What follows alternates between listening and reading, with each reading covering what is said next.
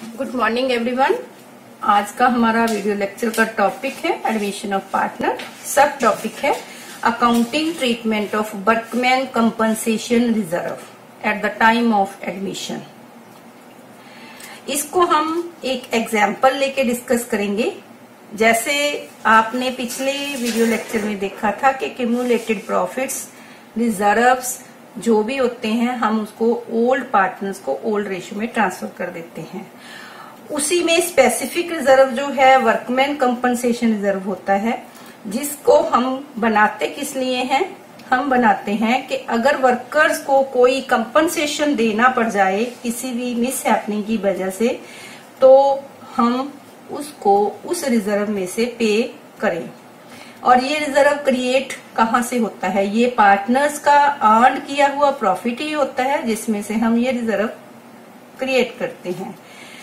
तो जब किसी न्यू पार्टनर की एडमिशन होती है तो ओल्ड पार्टनर्स इस रिजर्व को अपनी कैपिटल का हिस्सा बनाना चाहते हैं, लेकिन उसके लिए पहले ये जरूरी होता है कि ये देखा जाए कि वर्कमैन कंपनसेशन रिजर्व के रिगार्डिंग कोई लाइबिलिटी अगर है तो उसको भी कंसीडर करने के बाद ही इस रिजर्व को डिस्ट्रीब्यूट ओल्ड पार्टनर्स को किया जाए।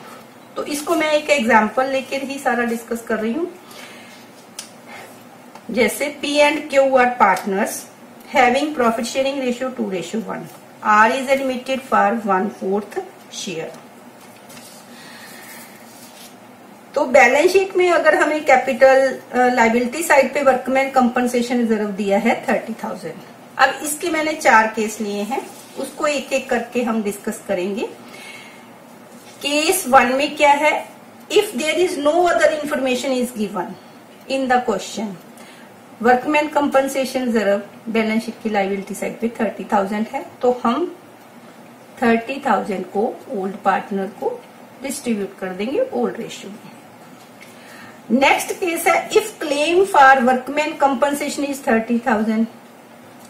अब क्लेम रिजर्व भी 30 है, क्लेम भी 30 है, तो जब क्लेम ही 30,000 पे ही करना है तो पार्टनर्स के लिए बैलेंस 0 हो जाएगा, मीन्स उनको कुछ भी डिस्ट्रीब्यूट नहीं किया जा सकेगा।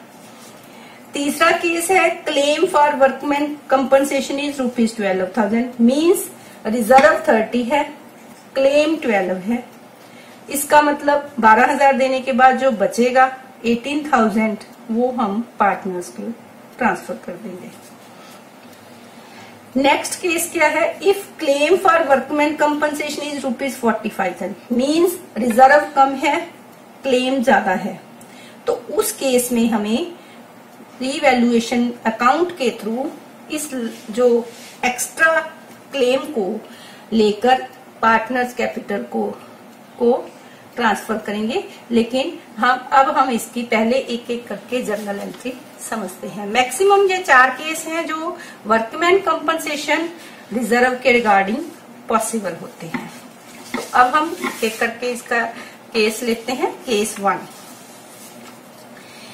केस 1 में क्या है? जब कोई हमें अदर इंफॉर्मेशन नहीं दी हुई, वर्कमैन कंपनसेशन रिजर्व 30,000 है, इंफॉर्मेशन कोई नहीं है, ओल्ड रेशियो 2:1 है, तो हम वर्कमैन कंपनसेशन रिजर्व 30,000 को किस रेशियो में बांटेंगे? ओल्ड रेशियो 2:1 में, मीन्स पी और क्यू को 20,000, 10,000 ट्रांसफर कैपिटल को हम कर देंगे। 2/3 30,000 into 1/3। Next, workman compensation 30,000 reserve है और क्लेम भी 30,000 है। तो सेकेंड केस में हमें एंट्री करनी है वर्कमैन कंपनसेशन रिजर्व 30,000 को हम डेबिट करेंगे और क्रेडिट जो provision for workman compensation claim account, तो ये प्रोविजन 30,000 हमने क्रिएट कर ली और ये 30,000 बैलेंस शीट की नई बैलेंस शीट जो एडमिशन के बाद बनेगी उसकी लाइबिलिटी साइड पे आएगा provision for workman compensation claim 30,000। Reserve खत्म हो जाएगा। नेक्स्ट केस हमारा केस 3 है। केस 3 में है if claim for workman compensation reserve is 12,000 means reserve 30 का है और क्लेम हमारे पास है 12,000 का। तो इस केस में हमें क्या करना होगा, हमारी जर्नल एंट्री बनेगी वर्कमैन कंपनसेशन रिजर्व तो हम करेंगे 30,000 से ही डेबिट और प्रोविजन क्रेडिट करेंगे 12,000। Provision for workman compensation claim 12,000 से। अब बाकी डिफरेंस जो रह गया 18,000 को हम ओल्ड रेशो में ओल्ड पार्टनर्स को ट्रांसफर कर देंगे। तो इस केस में हमें क्या करना पड़ेगा, दोनों को हमने बांट दिया, 18,000 को 12,000 पी का शेयर आ गया और क्यू का आया 6,000। ऐसे अगर क्लेम की अमाउंट कम है और रिजर्व की अमाउंट ज्यादा है तो एंट्री ऐसे की जाएगी। Next 4th case, if claim for workman compensation is ₹45,000 means इस केस में क्या हुआ, क्लेम तो है 45,000 का लेकिन रिजर्व जो बना हुआ है वो 30,000 का। तो इस केस में हम क्या करेंगे, वर्कमैन कंपनसेशन रिजर्व तो 30,000 ही डेबिट होगा जैसे कि हर एंट्री में हम कर रहे हैं।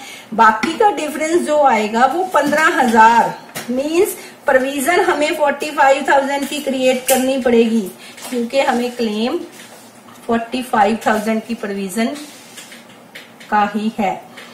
तो 45,000 हम क्रेडिट करेंगे और यही 45,000 balance sheet, new balance sheet after admission जो बनेगी उसकी लायबिलिटी साइड पे शो किया जाएगा और 15,000 जो है रीवैल्यूएशन अकाउंट की डेबिट साइड पे आएगा। अगर उस क्वेश्चन में रिवैल्यूएशन अकाउंट बन रहा है, ठीक है, तो रिवैल्यूएशन को डेबिट करके इकट्ठा रिवैल्यूएशन का प्रॉफिट या लॉस का हिस्सा बन जाता है ये 15,000।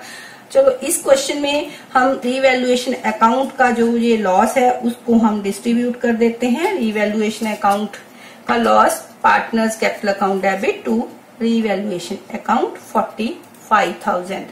तो 45,000 नहीं 15,000 जो लॉस है 15,000 इंटू 2/3 15,000 इंटू 1/3 तो ये 10,000 पी का आ गया और 5,000 क्यू का आ गया। ऐसे हम इसका अकाउंटिंग ट्रीटमेंट कर सकते हैं। एक बार हम इसको रिवाइज करते हैं।